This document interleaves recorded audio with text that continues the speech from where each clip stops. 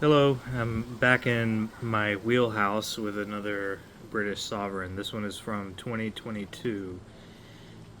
I acquired this one because it has the coat of arms of the royal monarch on the back instead of the usual sculpture by Petrucci. And despite the fact that it's beautiful and intricate, I thought it was historically interesting, mostly due to the inscription at the bottom, which you may be able to see clearly, but I'll try to magnify. Du et mon doigt. That's a French phrase. And it's interesting that there's a French motto on the coat of arms of the British monarch, considering that the Brits and the French haven't always been the best of buds.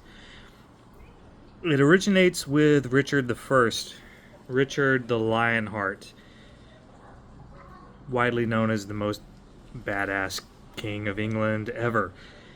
He lived in the 1100s, and there was British territory in what is now France, and he grew up speaking French, and it may have been his first language. He spoke French Occitan, which is uh, a language not widely used anymore, and in the English of the time. And it was a battle cry. It means by God and my right.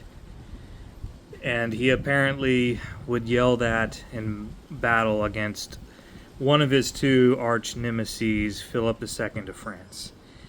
He was always fighting forces of Philip II. And when I first dove into the Richard I rabbit hole, I thought it was just a badass thing to say to your enemy, like talk shit to him in his own language. But no, Richard I spoke French his whole life. So he grew up not expecting to be king. He had some older siblings, and it doesn't appear that he was ever interested in actually being the king. By the age of 16, by all accounts, he was so skilled with the sword that he was ready to lead armies, which I think is kind of an inspiration of the character of Jaime Lannister in Game of Thrones. And he ended up becoming king through a series of deaths. It was unlikely, but he became the king.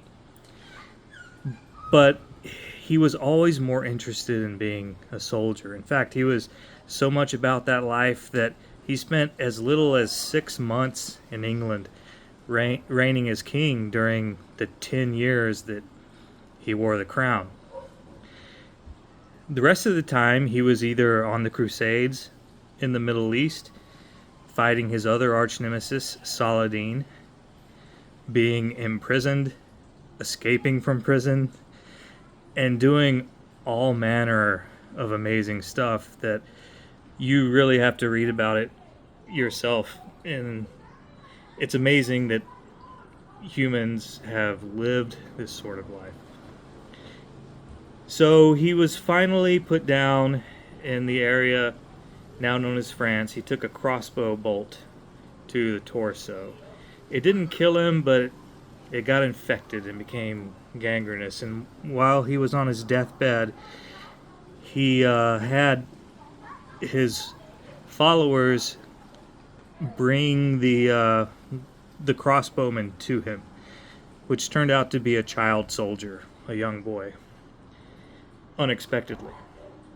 And when questioned, the young boy said, "Your forces have killed my father and my brothers, and I was hoping to kill you." And on his deathbed, Richard I had no hard feelings, and in fact respected that, and said, "Go away unharmed," and gave him 100 shillings. Richard I succumbed to his injuries not long after. Unfortunately, there's not a happy end to the story for the boy, because immediately after Richard died, his loyalists reapprehended the boy and skinned him alive. Middle Ages were rough, man. Richard's little brother was John, who ruled in his absence and succeeded him after he died. Richard was the king when Robin Hood allegedly was alive. We all know the legend of Robin Hood.